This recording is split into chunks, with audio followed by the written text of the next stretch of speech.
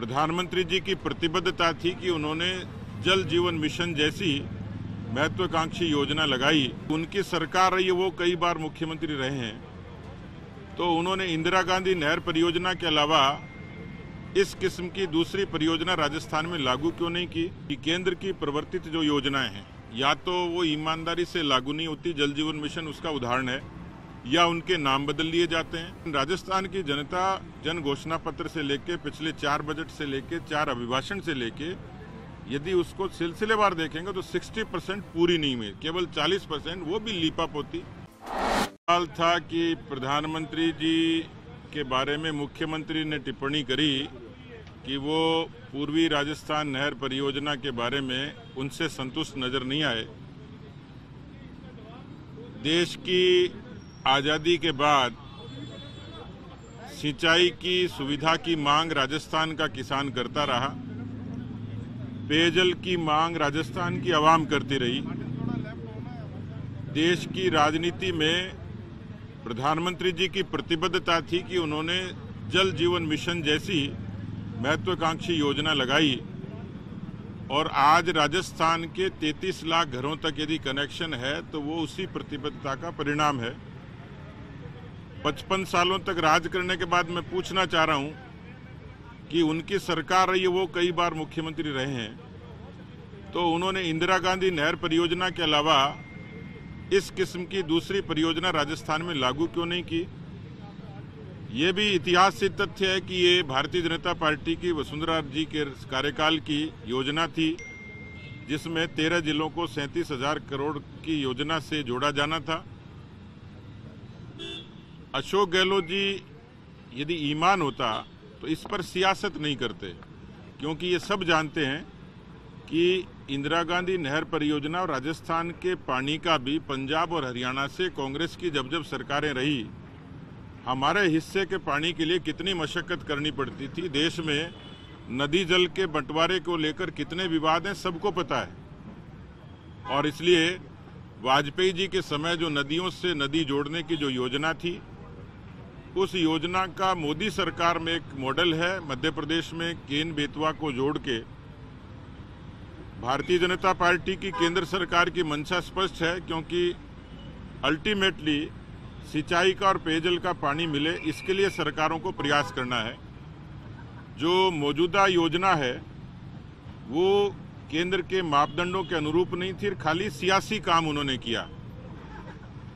यदि ऐसा होता तो शुरुआती सरकार के शुरुआती दिनों में इसको इनिशिएट करते बजाय सियासत के, तो उन्होंने इसको केवल राजनीतिक मुद्दा बना के जिंदा रखा है ताकि केंद्र सरकार को आरोपित किया जा सके और उनके खुद के पाप ढके जा सके। केंद्रीय जल शक्ति मंत्री भी इसको स्पष्ट कर चुके हैं कि वो कम कॉस्ट में, जिसमें 90% खर्चा केंद्र की सरकार वहन करेगी, नदियों से नदियों के जोड़ने के उस प्रोजेक्ट को राजस्थान की सरकार दोबारा से उसकी डीपीआर बना के पेश करे और वो तुरंत इसको मंजूर करेंगे, क्योंकि मकसद है कि राजस्थान के किसानों को, पूर्वी राजस्थान के लोगों को वहाँ पेयजल और सिंचाई का पानी मिले। कल प्रधानमंत्री जी ने जो कहा है वो उसी संदर्भ में कहा है। प्रधानमंत्री, केंद्रीय जल शक्ति मंत्री, भारत की सरकार पूर्वी राजस्थान को जो नदियां हैं उनको जोड़ के उनके जरिए और राजस्थान के लोगों को सहूलियत देने के लिए प्रतिबद्ध है। दूसरे प्रदेशों से खास तौर पर, क्योंकि मध्य प्रदेश से भी इसका ताल्लुक है, इसलिए कल उल्लेख किया था कि इसका मसौदा तैयार हो गया, प्रस्ताव तैयार हो गया और दोनों ही सरकारों को इसके बारे में फैसला लेना है, समझौता करना है। तो मुझे लगता है कि प्रधानमंत्री जी के वक्तव्य के बाद में अब ये दिशा खुल गई, स्पष्ट भी हो गई। थोड़ा सब्र मुख्यमंत्री जी को जरूर रखना पड़ेगा और ईमानदारी से प्रयास करने पड़ेंगे बजाय किसी सियासी बयानबाजी के। मुझे पूरा भरोसा है कि प्रधानमंत्री जी ने जो कहा है निश्चित रूप से उस पर अमल करेंगे, क्योंकि वो जो कहते हैं वो करते जरूर हैं। नेता प्रतिपक्ष कौन होगा? नेता प्रतिपक्ष को लेकर अटकलें लग रही है सर, कौन होगा नेता प्रतिपक्ष और कब तक ये आगे की प्रक्रिया आपकी हो जाएगी? बजट सत्र में हो जाएगी या आगे लेकर जाएंगे? देखिए, क्योंकि कल ही सारी घटनाएं हुई हैं, राज्यपाल के रूप में माननीय गुलाब चंद कटारिया जी की नियुक्ति से राजस्थान का कार्यकर्ता, राजस्थान के राजनीतिक लोग, राजस्थान की जनता को प्रसन्नता हुई है कि उन जैसे वरिष्ठ अनुभवी व्यक्ति को ये मान सम्मान मिला है। ये सबका मान सम्मान है। उनका स्थान कौन लेगा, क्योंकि कल घटना हुई है और ये पार्टी के आलाकमान के संज्ञान में है। मुझे लगता है कि योग्य समय पर सही निर्णय पार्टी करेगी, पर अभी कुछ चीजें काल्पनिक भी और भविष्य के गर्भ में है, थोड़ा इंतजार करना चाहिए। चर्चा हुई सर आपकी हाईकमान सत्र के दौरान भी क्या उपनेता को ये चार्ज दिया जाएगा फिलहाल? देखिए, स्वाभाविक व्यवस्था है, क्योंकि जब इस तरीके की वैकल्पिक व्यवस्था होती है तो ये सोच के ही होती है। अब सदन में अनुभवी और जो पार्लियामेंटेरियन के तौर पर जिनकी परफॉर्मेंस है तो अभी है, तो हम सब लोग मिलके उस पर सदन में काम करेंगे। राजेंद्र जी के अनुभव का उस नाते, उपनेता के नाते जब मनोनयन हुआ था तो यही सोच के हुआ था। आपके नाम की भी चर्चा चल रही है सर कि आपकी नहीं, मेरे नाम की चर्चा, मेरा फैसला मैं नहीं करता ना, पार्टी करती है। तो जो मैंने कहा कि जो पार्टी का संसदीय दल, पार्टी का आलाकमान जो निर्णय करेगा उसको सब स्वीकार करके आगे बढ़ेंगे। आप पार्टी की जिम्मेदारी निभाना चाहेंगे या यहाँ सदन में नेता प्रतिपक्ष? मैंने कहा ना कि मुझे जो पार्टी जो भूमिका देगी, दरी बिछाने की, नारे लगाने की, माइक लगाने की, किसी भूमिका के लिए भी तैयार हूँ। कल जल प्रधानमंत्री जी की सभा थी, चुनावी सभा थी एक तरह से कहा जाए, क्योंकि उन्होंने कहा कि डबल इंजन की सरकार अगर राजस्थान में होती विकास 5 गुना होता। और दूसरी बात उन्होंने ये कहा कि अब आने वाले चुनावों में बीजेपी को वोट दे। क्या कहना है? प्रधानमंत्री जी ने ठीक ही कहा है, क्योंकि वो बीजेपी की जनसभा थी और उसमें बड़ी संख्या में पूर्वी राजस्थान के लोग आए थे। ये बात ठीक है कि पिछले 4 वर्षों से हम इस दंश को झेल रहे हैं कि केंद्र की प्रवर्तित जो योजनाएं हैं, या तो वो ईमानदारी से लागू नहीं होती, जल जीवन मिशन उसका उदाहरण है, या उनके नाम बदल लिए जाते हैं। तो कुल मिलाकर यदि एक मिजाज की सरकार होती है और आज यदि सरकार भारतीय जनता पार्टी की होती, तो ये मेरा दावा है कि राजस्थान बहुत तेजी से तरक्की कर रहा होता हर लिहाज से। क्योंकि जो प्रधानमंत्री जी ने कल कहा, राजस्थान में खेती में, राजस्थान में मिनरल्स और माइनिंग में, राजस्थान में पर्यटन में, राजस्थान में एमएसएमई में, हर लिहाज से राजस्थान में पोटेंशियल है।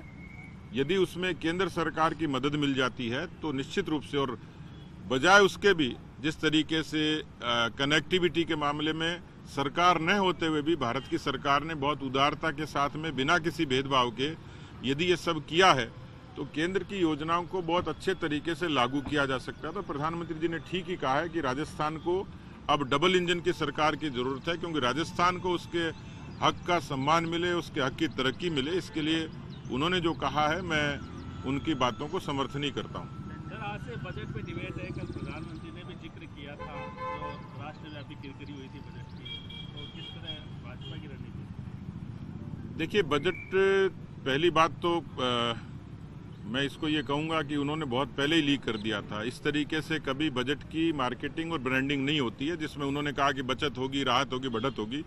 ये संवैधानिक मान्यताओं का अपमान था। इस तरीके से किसी बजट के बारे में इंप्रेशन नहीं दे सकते वो, क्योंकि बहुत सीक्रेट डॉक्यूमेंट होता है। दूसरा, उस बजट को इस तरीके से मतलब विस्मृत होना, ये केवल मानवीय भूल नहीं थी, ये घोर लापरवाही थी। ऐसा होता नहीं है। जिस अटैची में बजट का बुकलेट पैक होती है वो वहीं खुलती है, उसको केवल एक व्यक्ति देखता है, रिवीजन करता है, उसके बाद उसको पढ़ता है।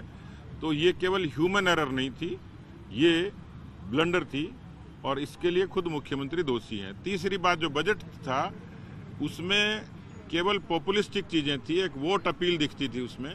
लेकिन राजस्थान की जनता जन घोषणा पत्र से लेके, पिछले 4 बजट से लेके, 4 अभिभाषण से लेके, यदि उसको सिलसिलेवार देखेंगे तो 60% पूरी नहीं हुई, केवल 40%, वो भी लीपअप होती।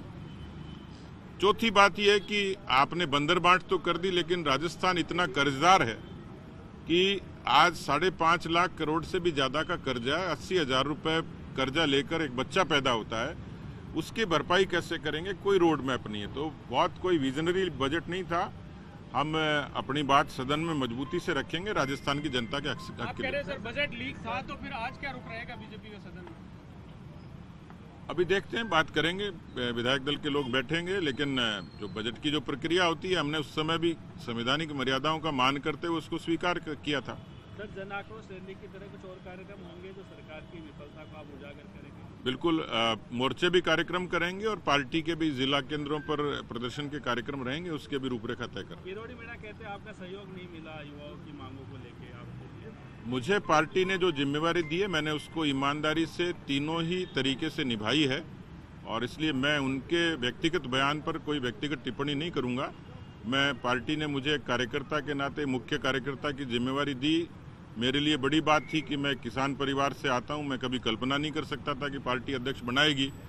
कोरोना की भीषण महामारी में मैं अकेला व्यक्ति था जो 3 बार संक्रमित हुआ, इसलिए कि हम लोगों ने नीचे तक सेवा का काम किया, वो भी कोई आंदोलन से कम नहीं था। इसी तर्ज पर पार्टी के युवा मोर्चे ने बहुत मुखर आंदोलन किया। इसी तर्ज पर हमारे कानून व्यवस्था को लेके, बेरोजगारी को लेके, किसानों की कर्जा माफी को लेके हमने अच्छे से पार्टी ने काम किया, जिसमें सब कार्यकर्ताओं का सहयोग मिला है।